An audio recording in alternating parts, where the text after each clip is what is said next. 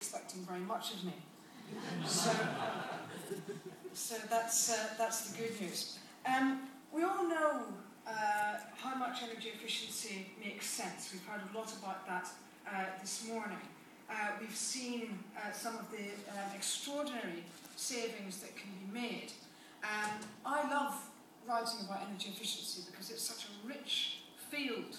And it's so important, and it's such a no-brainer. You know, we had a picture of Einstein on screen earlier. You don't need to be Einstein to realise that just saving energy, just not wasting stuff, is a very important thing to do.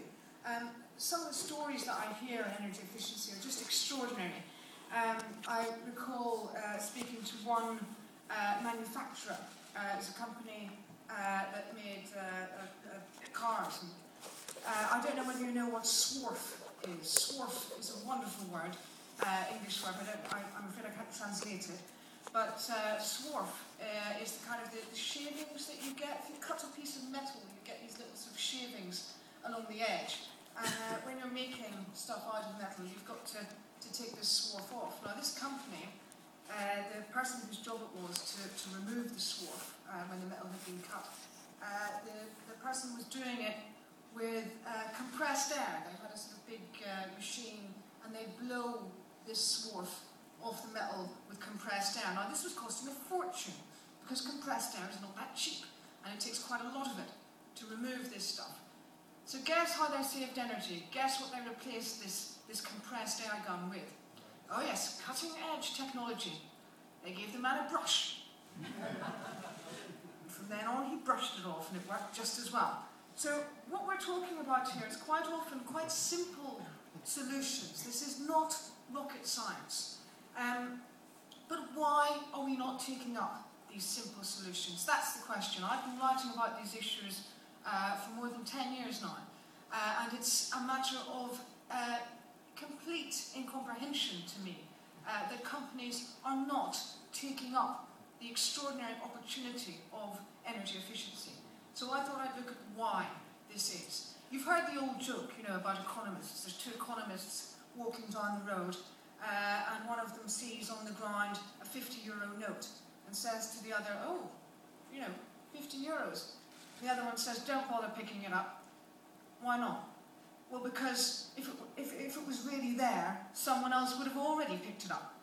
And this is the conundrum of energy efficiency, because if the savings were really there, surely companies would have taken them up by now. We live most of us around the world live in a reasonably free market. And so in a free market, companies should be taking up all of the efficiency options that are out there. That's the theory, at least. So why is that not happening? Well, let's look at some of the economics. The average company, this is according to the Carbon Trust in the UK, the average company could save at least 20% on its energy bills just by putting in simple energy efficiency measures. But the average company, its energy bills are probably about 5% of its overheads. So if you're saving 20% of 5%, then essentially you're saving about 1% of your costs. And the problem is that for most companies, that is not sufficiently compelling. If you're a big company, if you're a General Electric or a Siemens or a Walmart of this world, then absolutely it makes sense for you to have some people, a team, who go around and look at the energy efficiency of your organisation and put in practice the changes necessary to realise those efficiency savings. But if you're a smaller company, let's remember that most companies are fewer than about 500 people in most economies. If you're a smaller company, then those savings are less compelling. Because energy efficiency, although it produces these savings, we all know that, it takes effort. Our previous speaker was talking about some of the upfront costs. It's not just upfront costs in terms of equipment, in terms of investment and so on. It's upfront costs in terms of time, in terms of effort, in terms of management headspace. as we call it in that awful jargon term. It's about people finding the time and the will to do these things. And unfortunately, we've just had the biggest recession since the 1930s, and we've seen that companies, despite that extraordinary recession, that financial hardship, companies were not seeking energy efficiency as a priority. The International Energy Agency has tracked greenhouse gas emissions, found that greenhouse gas emissions fell during the recession, which is not surprising.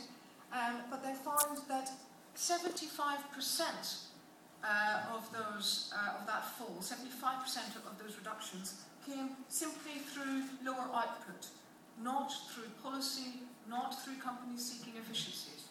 And that's a big problem. Basically, what's happened in the recession is that companies have gone once again for the old, familiar ways of saving money, because they're quicker, they're more immediate, they're easier, generally, than seeking energy efficiency savings. It's easier to cut a member of staff than it is to go around and look at your company closely, to look at your processes and find out how you can do them more efficiently. So this is the problem that we're up against here. What about households? We saw earlier that 40% of emissions come from buildings, and a lot of those are residential. Why don't households seek energy efficiency? And it's the same problem. In the UK, we've got in London, the Mayor of London, Boris Johnson, has put in place an energy efficiency programme. And one of the things that he's done as part of that, and Boris, you may know if you've ever heard of him, he's a bit of a joker. Note I said joker, not joke. He calls them his boiler bunnies.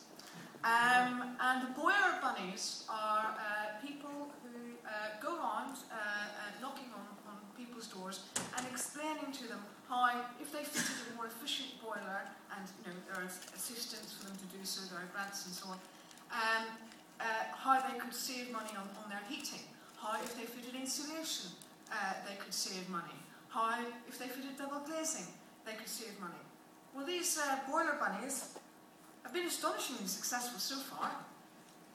In the past year, nearly 100 homes in London, a city of 7.5 million people, as we just heard, nearly 100 homes have been fitted with energy efficiency measures as a result. Now, you don't need to be a genius economist, you don't even need to have worked at the FT for 10 years, as I have, to realise that at that rate, it's going to take centuries to get London's housing stock refitted. Households are also being offered smart meters. We heard a little bit from one of our speakers earlier about the value of smart meters. And smart meters are a great innovation. The government in the UK has calculated that by 2020, that's in 10 years' time nearly, by 2020 the average household in the UK could save £23 a year by having a smart meter. Now, I don't know about you, but for most people, I suspect that the idea of saving £23 in 10 years' time is really not all that enticing. Especially when you consider that in order to have these things fitted and so on, that people have got to invest a bit of time and energy in that. So the problem is that the savings are really not all that compelling. And the other problem is that, of course, the people who could benefit most from these savings are the people on the lower and lowest incomes. And unfortunately, those people are the people who can least afford to make these changes. Even with government grants, government assistance and so on, most people will have to pay something up front in order to get the insulation, in order to get the double glazing, in order to make these savings. And the people who need it most, who would benefit most from it, are those least able to afford it. So these are the problems we need to solve. Another problem, another reason why we've done so poorly in energy efficiency so far, is that we're relying on energy companies to a large extent in order to help us to do this. Some of you here may be from energy companies, and energy companies are a great thing. We need energy companies to be on board with this. Climate change is only going to be solved if energy companies take it seriously.